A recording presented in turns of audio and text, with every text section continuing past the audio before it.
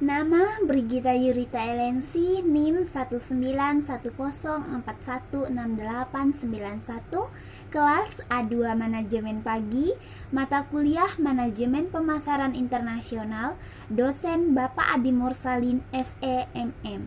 Baiklah, langsung saja masuk ke bagian A, yaitu ringkasan materi yang disampaikan pembicara dalam video yang telah ditonton.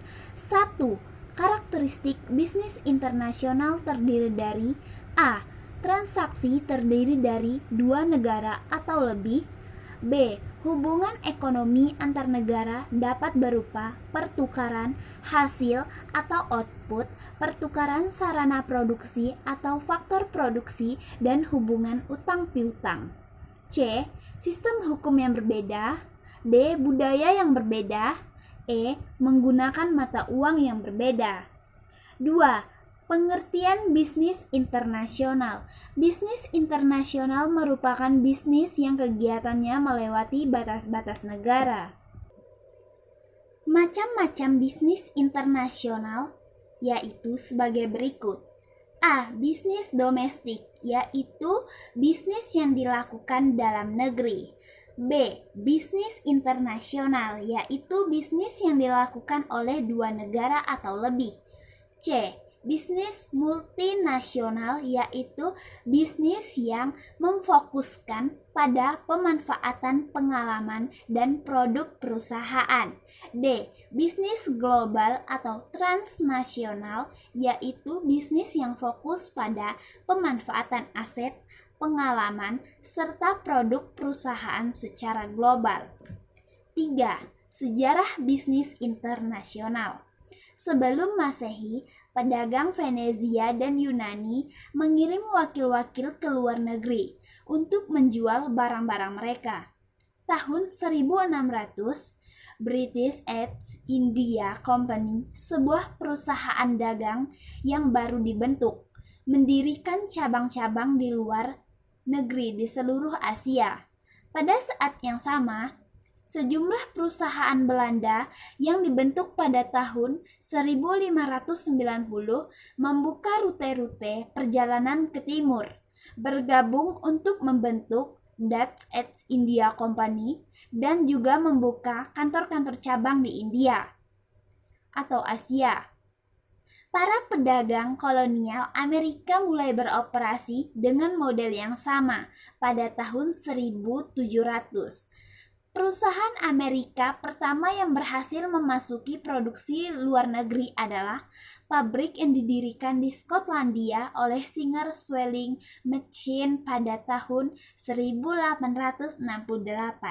Pada tahun 1880, Singer telah menjadi organisasi dunia dengan organisasi penjualan luar negeri yang luar biasa dan beberapa pabrik pemanufakturan di luar negeri. Perusahaan-perusahaan lainnya segera menyusul, dan pada tahun 1914 paling sedikit 37 perusahaan Amerika memiliki fasilitas produksi di 2 atau 3 lokasi di luar negeri. Tahun 1919, General Electric mulai menanamkan modal di luar negeri. Tahun 1920, General Motors and Chrysler melakukan operasi luar negeri. 4. Pentingnya mempelajari bisnis internasional. A. Untuk bisa mendapatkan peluang karir agar dapat bekerja di perusahaan internasional. B. Mampu bersaing dengan bisnis internasional lainnya. C. Agar bisa mengikuti perkembangan teknologi. 5. Aktivitas pokok bisnis internasional. A. Visible trade atau perdagangan barang-barang berwujud. B. Invisible trade atau perdagangan dalam jasa, bank, travel, dan accounting. 6. Pentingnya memahami bisnis internasional. A. Untuk mengembangkan peluang karir. B. Usaha kecil dan menengah (UKM) sudah banyak terlibat dalam bisnis internasional. C. Dapat bekerja di perusahaan lain. D. Mengenal teknik dan alat-alat bisnis terkini. E. Mengenal budaya dan interaksi bisnis. Bagian B yaitu soal latihan. Soal pertama, jelaskan secara singkat perbedaan bisnis domestik dan bisnis internasional. Jawabannya, perdagangan internasional adalah perdagangan yang melibatkan antar negara. Perdagangan ini bertujuan untuk memenuhi kebutuhan antar negara karena adanya perbedaan sumber daya. Perdagangan antar negara atau perdagangan internasional tentu memiliki kelebihan tersendiri.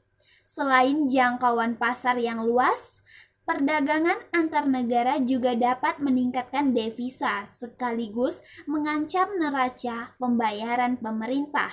Masing-masing negara mempunyai kebijakan sendiri untuk memproteksi produk-produknya agar tidak terancam karena adanya perdagangan internasional. Jika tidak diproteksi, maka perdagangan internasional bisa mengancam produk-produk dalam negeri karena biasanya mereka dapat menawarkan produk dengan harga yang jauh lebih murah dengan kualitas yang bersaing. Sehingga banyak orang yang lebih tertarik untuk membeli barang dari luar negeri dibanding dengan produk lokal. Soal kedua, jelaskan mengapa penting bagi Anda untuk mempelajari bisnis internasional. Jawabannya, pentingnya memahami bisnis internasional adalah sebagai berikut. 1. Banyak organisasi besar atau mungkin tempat kita belajar atau bekerja telah melakukan operasi di tingkat internasional dan dipengaruhi oleh ekonomi global. 2. Usaha kecil dan menengah (UKM) sudah terlibat dalam bisnis internasional. 3. Mungkin kita bekerja untuk perusahaan yang kantor pusatnya di negara lain. 4. Untuk mengenal teknik dan alat-alat terkini. 5. Mengenal budaya dalam interaksi bisnis.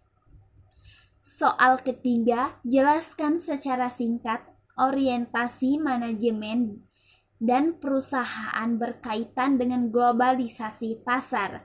Jawabannya, suatu perusahaan dengan orientasi etnosentris atau ethnocentric orientation, yaitu bahwa nilai dari prioritas dari organisasi induk seharusnya adalah mengarahkan pengambilan keputusan strategis dan seluruh organisasinya atau operasinya.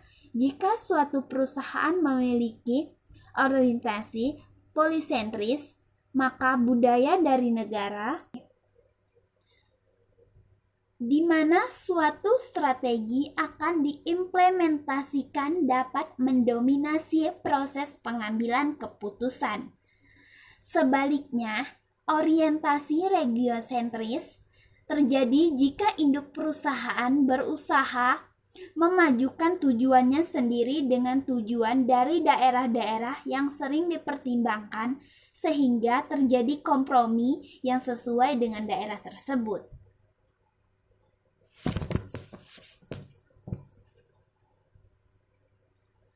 Soal keempat, sebutkan contoh-contoh perusahaan Indonesia yang telah melakukan bisnis internasional. Apa ciri-ciri perusahaan yang telah melakukan bisnis internasional? Jawabannya, contoh perusahaan Indonesia yang melakukan bisnis internasional antara lain PT Garuda Indonesia, Bio Farma, PT Pertamina Lubricants, Semen Indonesia, Bank Rakyat Indonesia atau BRI, Bank Mandiri, dan BNI. Ciri-ciri perusahaan melakukan bisnis internasional. 1. Kegiatan income generating atau pendapatan melampaui batas-batas negara. 2. Memiliki manajemen global untuk koordinasi cabang-cabang di banyak negara. 3. Memiliki kontrol terhadap teknologi dan jual modal. 4. Memiliki sistem modal ventura, lisensi, dan franchise dengan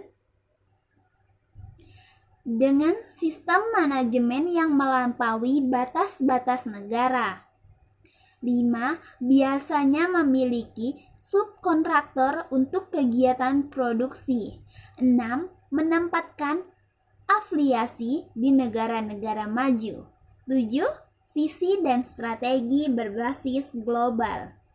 Soal kelima, jelaskan sejarah bisnis internasional. Jawabannya, sebelum Masehi, pedagang Venezia dan Yunani mengirim wakil-wakil ke luar negeri untuk menjual barang-barang mereka. Tahun 1600, British East India Company, sebuah perusahaan dagang yang baru dibentuk, mendirikan cabang-cabang perusahaan di luar negeri di seluruh Asia. Pada saat yang sama, sejumlah perusahaan Belanda yang dibentuk pada tahun 1590 membuka rute-rute perjalanan ke timur, bergabung untuk membentuk Dutch East India Company dan juga membuka kantor-kantor cabang di Asia. Para pedagang kolonial Amerika mulai beroperasi dengan model yang sama pada tahun 1700. Perusahaan Amerika pertama yang berhasil memasuki produksi luar negeri adalah pabrik yang didirikan di Skotlandia oleh Singer Swelling Machine pada tahun 1868. Pada tahun 1880, Singer telah menjadi organisasi dunia dengan organisasi penjualan luar negeri yang luar biasa dan beberapa pabrik pemanufakturan di luar negeri. Perusahaan-perusahaan lainnya segera menyusul. Pada tahun 1914, paling sedikit 37 perusahaan Amerika memiliki fasilitas produksi di 2 atau 3 lokasi di luar negeri. Tahun 1919, General Electric mulai menanamkan modal di luar negeri. Tahun 1920, General Motors and Chrysler melakukan operasi luar negeri.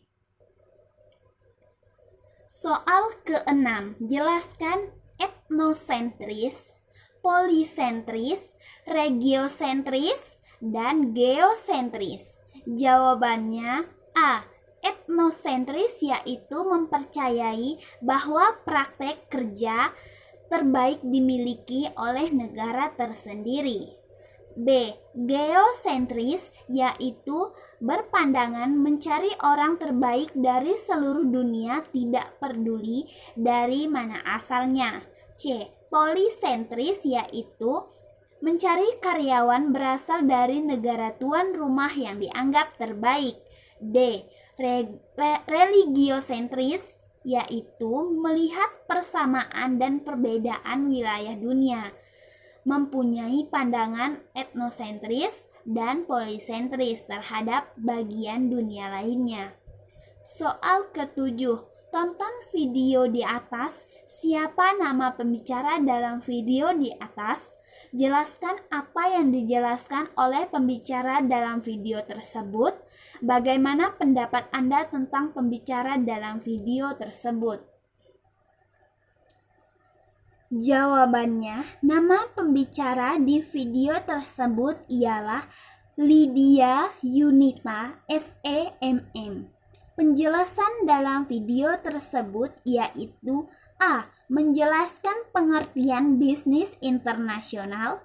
B. Membahas karakteristik bisnis internasional. C. Menjelaskan alasan mengapa kita harus mempelajari bisnis internasional. D. Membahas aktivitas bisnis internasional. E. Membahas penyebab globalisasi kontemporer. Pendapat saya berkaitan dengan pembicara video tersebut ialah pembicara menyampaikan materi dengan sangat baik.